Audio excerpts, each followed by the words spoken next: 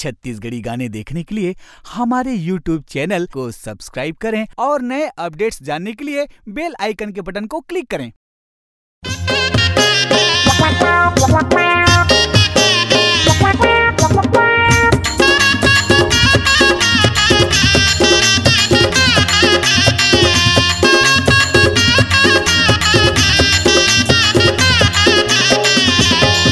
अरे हाथ मांगे बरतूर मैं घर माया हूँ, अवनी जुड़ी रिश्ता वो ता मैं मर जाऊँ।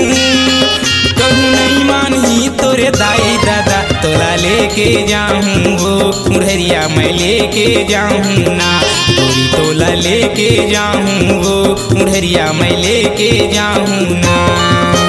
हाथ मांगे बर मोर तै घर माया बे, अवने जुड़ी रिश्ता रे मरी मुला पाबे। कहूँ नहीं मानी मोर दाई दादा मुला लेके जाबे रे, बुढ़रिया त लेके जाबे ना, बुढ़रिया त लेके जाबे रे, सुन भैया त लेके जाबे ना।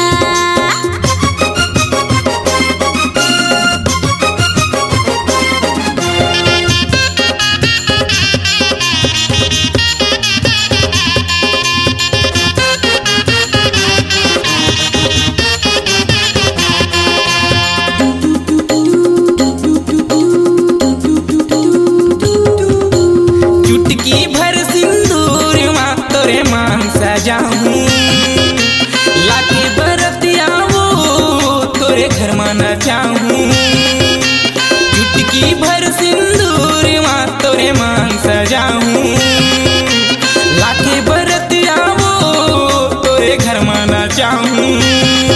कहूँ नहीं मानी तोरे काका काकी तोला लेके जाऊँ, वो मुढ़रिया मैं लेके जाऊँ ना, तोरी तोला लेके जाऊँ, वो मुढ़रिया मैं लेके जाऊँ ना।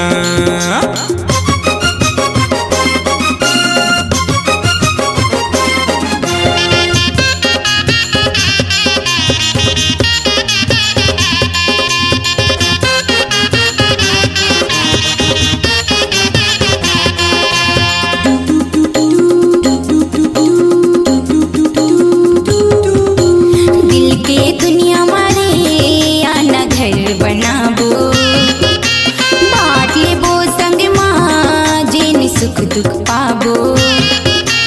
दिल के दुनिया मारे आना घर बनाबो, बाट लेबो संग माँ जेन सुख दुख पाबो।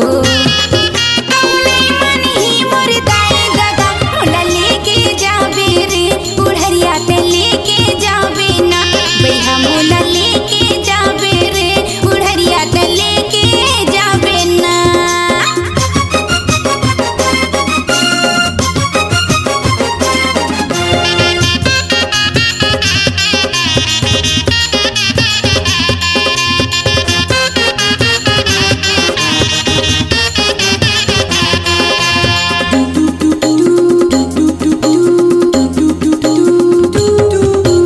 हाथ में चूड़ी वो तोरे कंगना सजाऊं, सजा के 16 सिंगार मोरे अंगना लाऊं। हाथ में चूड़ी तोर मैं कंगना सजाऊं, सजा के 16 सिंगार मोरे अंगना लाऊं। कहूँ नहीं मानी तोरे दाई दादा तोला लेके जाऊँ, वो मुढ़रिया मैं लेके जाऊँ ना, तोरी तोला लेके जाऊँ, वो मुढ़रिया मैं लेके जाऊँ ना। हाथ मांगे बरतूर मैं घर माया हूँ, अवनी जुड़ी रिश्ता वो ता मैं मर जाऊँ। कहूँ नहीं मानी तोरे दाई दादा तोला लेके जाऊँ, वो मुढ़रिया मैं लेके जाऊँ ना, तोरी तोला लेके जाऊँ, वो मुढ़रिया मैं लेके जाऊँ ना। हाथ मांगे बर मोर तै घर माया बे, अवनी जुड़ी रिश्ता रे मरी मुला पाबे। कहूँ नहीं मानी मोर दाई दादा मुला लेके जाबे रे, बुढ़रिया त लेके जाबे ना, लेके जाऊं वो मुहरिया मैं लेके जाऊं ना।